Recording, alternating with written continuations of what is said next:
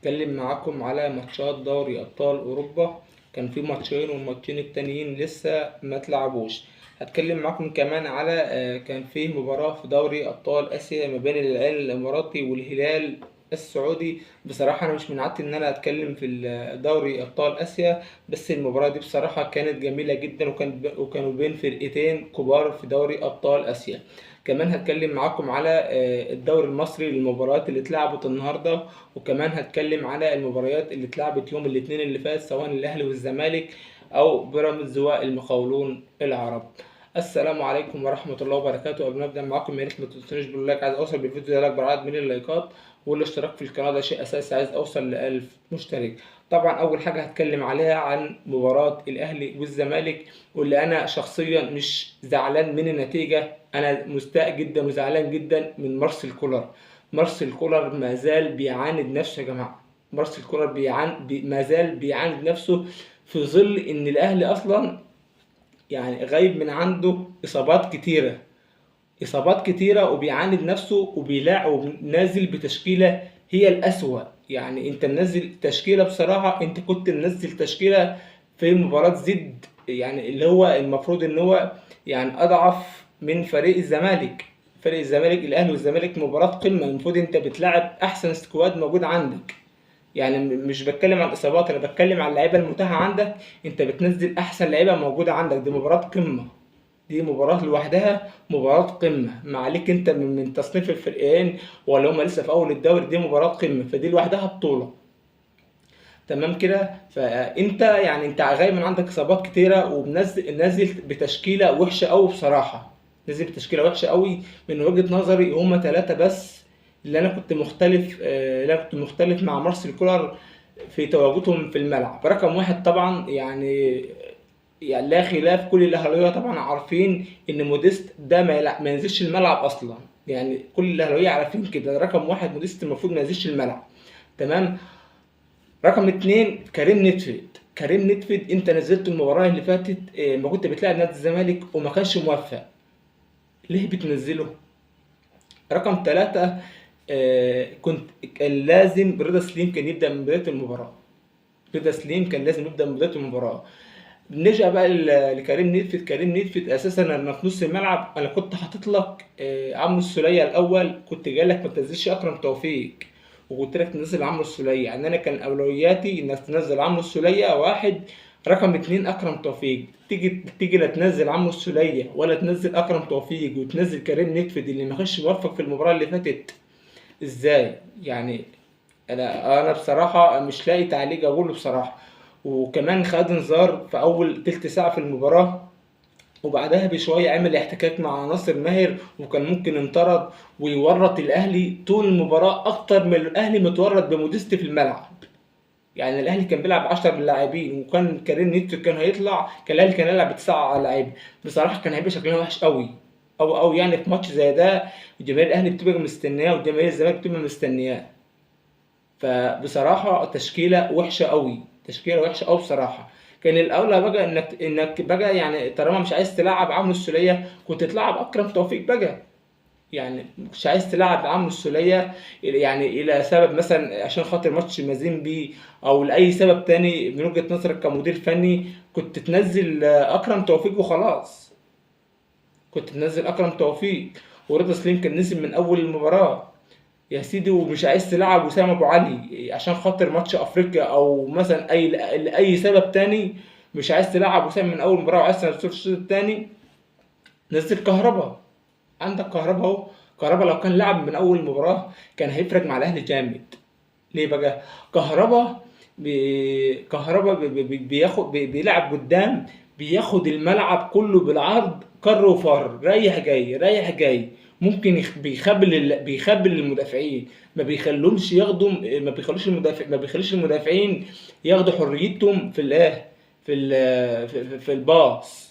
فبالتالي المدافعين هم بيباصوا، ممكن يغلطوا في كرة في نص الملعب ولا حاجة، مع وجود مثلا عمرو السولية لو كان لعب، آه، كان الاهلي كان هيفرق. عمرو السولية لما نزل في الشوط الثاني مع رضا سليم مع وسام ابو علي، اللعيبه ديت لو كانت نزلت من بدايه الشوط الاولاني الاهلي كان بصراحه كان شكله حلو قوي لما اللعيبه دي نزلت. كان الاهلي بصراحه كان شكله حلو قوي لما اللعيبه دي نزلت. هتقول لي طب ما هم نازلين من ممكن واحد يقول لي ما هم نازلين من بدايه الشوط الثاني عملوا ايه يعني؟ هقول لك بص، هي بتفرق. لما تنزل في الشوط الثاني، لما تنزل وانت متعادل، لما تنزل وانت خسران مطالب انك تجيب التعادل. الفريق اللي قدامك بيكون بيدافع، وانت دايما بتهاجم وفاتح خطوطك من ورا. لكن لما تلعب من بداية المباراة بالتشكيل الأمثل باللاعيبة المتاحة اللي عندك، بالتشكيل الأمثل باللاعيبة اللي أنا قلتها، بالتشكيل الأمثل بتشكيلة حلوة من بداية المباراة وأنت متعادل. طول ما أنت متعادل 0-0 ما يزعلنيش أنا كراجل أهلاوي. طول ما النتيجة 0-0 ما تزعلنيش. والأهلي كان بيهاجم، واثق ان لو كان بدأ بالتشكيله اللي انا قلتها، وسام ابو علي ورضا سليم وعمرو السولية واحمد عبد القادر كان نزل، والتشكيله دي كانت نزلت من بدايه المباراه، لا الاهلي كان هيخطف هدف. وانتوا عارفين كاهلاويه الاهلي لما بيجيب هدف في نادي الزمالك بيضطر ان هو يهاجم عشان يجيب التعادل، والاهلي يقدر يجيب الثاني والثالث. كلكم عارفين ان الاهلي لما بيلعب الزمالك ويجيب الجون الاولاني بيجيب الثاني والثالث والرابع كمان، وبيضيع فرص. يعني بيضيع فرص ممكن يكسب 5 و6. لو الاهلي ما ضيعش فرص بيكسب 5 و6. عرفت بقى لو كانت اللعيبه دي كانت نزلت من بدايه المباراه كانت هتفرق. انا بصراحه الواحد انا زعلان جدا، يعني مش من الخساره، والله انا مش زعلان من الخساره، انا زعلان اللي انت بتعاند نفسك في ماتش زي ده. وعلى فكرة ما يعني أي نعم الزمالك كسب ولسه الأهلي ومتعادل مع الأهلي بنفس رصيد النقاط 21 نقطة. بس الأهلي لسه فاضله ماتشات مؤجلة. بس أنا مش بتكلم على كده، أنا بتكلم على العناد بتاع مارسيل كولر في ماتش زي ده.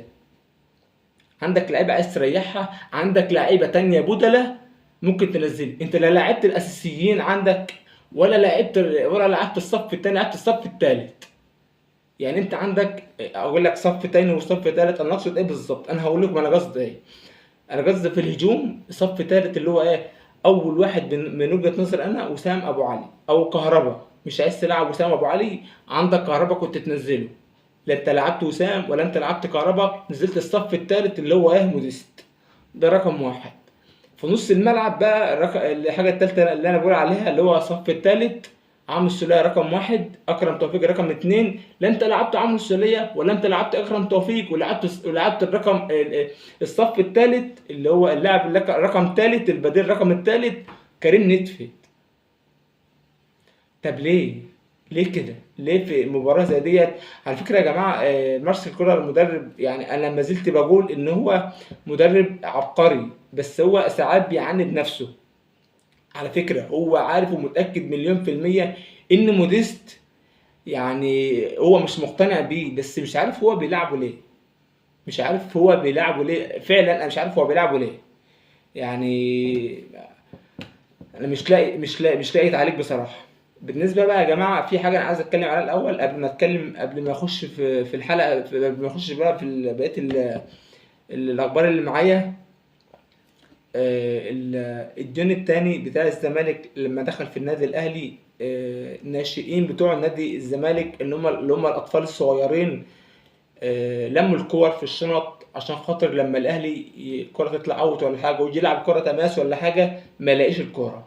يعني بصراحة يا جماعة حركة، يعني أنا من عادتي أنا ما بحبش أتكلم عن الحاجات دي. أنا هقول حاجة واحدة بس، لا تعليق. لا تعليق فعلا على الحركة دي. بس أنا مش عايز أطول، أنا خلاص أنا قفلت خلاص الحكاية ديت. فخلاص بقى دلوقتي هخش معاكم بقى إيه على بقية أخبارنا النهاردة إن شاء الله. الاهلي والزمالك 2-1 للزمالك. كده الزمالك والاهلي الاتنين 21 نقطة. بس الزمالك لعب 13 مباراة والاهلي لعب 11 مباراة، وما زال الاهلي فاضل له ماتشين مؤجلين. كده الاهلي في المركز العاشر والزمالك في المركز ال11. المباراة التانية معانا بيراميدز والمقاولون العرب، وقدر بيراميدز ان هو يفوز بنتيجة 2-0. كده بيراميدز عنده من النقاط 32 نقطة في المركز الأول من 15 مباراة، وما زال فاضل له 3 ماتشات مؤجلين، لأن احنا لعبنا النهاردة الجولة رقم 18 في الدوري المصري. كده بيراميدز زي ما قلت لكم، اقول لكم تاني، فاز على المقاولون العرب 2-0. كده بيراميدز عنده 32 نقطة في المركز الأول من ولعب 15 مباراة. المقاولون العرب عنده من النقاط 12 في المركز ال 17 ولعب 17 مباراة وفاضل له ماتش مؤجل. المباراة الثالثة معانا انبي والداخلية، وتعادلوا مع بعض، ودي المباراة بتاعت النهاردة. اتعادلوا مع بعض 0-0. كده نادي انبي عنده من النقاط 29 نقطة في المركز الثاني من 18 مباراة ولعب مباراته كلها، ولكن نادي انبي في المركز الثاني. أما نادي الداخلية عنده من النقاط 10 نقاط في المركز ال 18 والأخير ولعب 17 مباراة. نروح على المباراة اللي بعدها، البنك الأهلي وطلائع الجيش. طلائع الجيش قدر يفوز بنتيجة 1-0. كده البنك الأهلي بعد هذه الخسارة يبقى في المركز ال 13 وعنده 18 نقطة ولعب 18 مباراة. طلائع الجيش بعد هذا الفوز عنده من الرصيد 24 نقطة في المركز السابع ولعب 16 مباراة وفاضل له ماتشين مؤجلين. نروح آخر مباراة معانا في الدوري المصري برضه أيضا اتلعبت النهاردة، الجونة وسموحة. والجونة زي ما قلت لكم في الدوري هذا الموسم شادت حلوة قوي وبيلعب ويعني في مستوى متقدم بصراحة. الجونة وسموحة، والجونة كسب سموحة بنتيجة 1-0. كده الجونة بعد هذا الفوز عنده من الرصيد 25 نقطة في المركز الخامس ولعب 17 مباراة. نادي سموحة عنده من النقاط 22 نقطة في المركز التاسع ولعب 17 مباراة. ده بالنسبة للدوري المصري. نروح على دوري أبطال أوروبا. أول مباراة معانا برشلونة وباريس سان جيرمان، ودي بصراحة يا جماعة المباراة ديت أنا هقف عندها شوية. يعني سيناريو الماتشين ذهاب وعودة بتاع برشلونة وباريس سان جيرمان سيناريو بصراحة، يعني مش عايز أقول لكم قمة في الروعة بصراحة. الماتش الأولاني ماتش الذهاب كان على أرض باريس سان جيرمان، وقدر برشلونة يفوز على باريس سان جيرمان على أرض باريس سان جيرمان في فرنسا 3-2. ومباراة العودة كانت على أرض برشلونة في أسبانيا، وقدر باريس سان جيرمان يفوز على برشلونة في أسبانيا وعلى أرضها في وسط جمهورها، ولكن بنتيجة كبيرة 4-1. بصراحة برشلونة كان متقدم بهدف الأول وبعدين انطرد منها واحد. أنا شايف بصراحة من وجهة نظري أنا أصلا ما بشجعش برشلونة، بس أنا شايف لأن بصراحة بصوا يا جماعة، أنا من عادتي الحب حاجة والحكم حاجة تانية. أنا دايما بحكم بالحاجة اللي أنا بشوفها. أصل أنا مش أنا اللي بحكم الماتش ماشي، فخلاص الحكم حاجة والانتماء ده حاجة تانية خالص. بصراحه انا شايف الطرد بتاع طرد المدافع بتاع نادي برشلونه، شايف ان هو يعني ما كانش يستحق الطرد. هو اي نعم عرقل المهاجم بتاع باريس سان جيرمان، بس الكوره ما كانش رايح فرص، يعني ما كانش رايح منه للجون، لان الكوره كانت متطرفه شويه، وكان في يعني كان يمة الكورنر شويه، ما كانش مثلا رايح على جون انفراد. فانا شايف ان هو بصراحه الطرد يعني ظالم شويه لنادي برشلونه. طبعا برشلونه كان متقدم 1-0، وبعد الطرد ده قدر نادي باريس سان جيرمان يدق شباك برشلونه 4 يا جماعه. وطبعا امبابي دخل جونين في نهايه الماتش الثالث والرابع تقريبا يعني. وبكده بنتيجة الماتشين 6-4 لنادي باريس سان جيرمان، ويضرب موعدا إلى دور نصف النهائي. المباراة الثانية معانا أتلتيكو مدريد الأسباني وبروسيا دورتموند. المباراة الذهاب كانت على أرض أتلتيكو مدريد، وأتلتيكو مدريد قدر يفوز على أرضه في وسط جمهوره 2-1. ومباراة العودة كانت على أرض بروسيا دورتموند، وقدر بروسيا دورتموند يفوز بنتيجة 4-2. بنتيجة الماتشين 5-4 لبروسيا دورتموند، ويضرب موعدا إلى دور نصف النهائي لملاقاة باريس سان جيرمان. كده باريس سان جيرمان هيلاعب بروسيا دورتموند في دور نصف النهائي. نروح بقى على آخر مباراة معانا، دوري أبطال آسيا. بصراحة كانت مباراة حلوة أوي. العين الإماراتي والهلال السعودي، وقدر العين الإماراتي يفوز 4-2 على الأرض العين. دي مباراة الذهاب كانت على أرض العين، وخلصت بنتيجة 4-2 لنادي العين الإماراتي على الهلال السعودي. ولسه مباراة العودة على أرض الهلال السعودي، أعتقد إن هي هتكون مباراة صعبة على نادي العين، بالرغم إن هو كسبان 4-2. بس الهلال كان مستحوذ بنسبة تتخطى 70%. بس نادي العين الاماراتي كان الفرصة اللي كانت بتجيله كان بتجيبها جون حرفيا. يعني نادي العين الاماراتي طول المباراة ما جالهوش غير 5-6 فرص في المباراة كلها. 5-6 فرص كانوا بيلعبوا على الهجمة المرتدة، تمام. وال5-6 فرص دول جابوا منهم 4 أهداف. شفتوا بقى يا جماعة، شفتوا الفرق؟ ممكن فريق يهاجم طول المباراة ويجيله 10 فرص ويخسر في الآخر، ونادي تاني يكون هو النادي الخصم هو اللي مستحوذ عليه، ويروح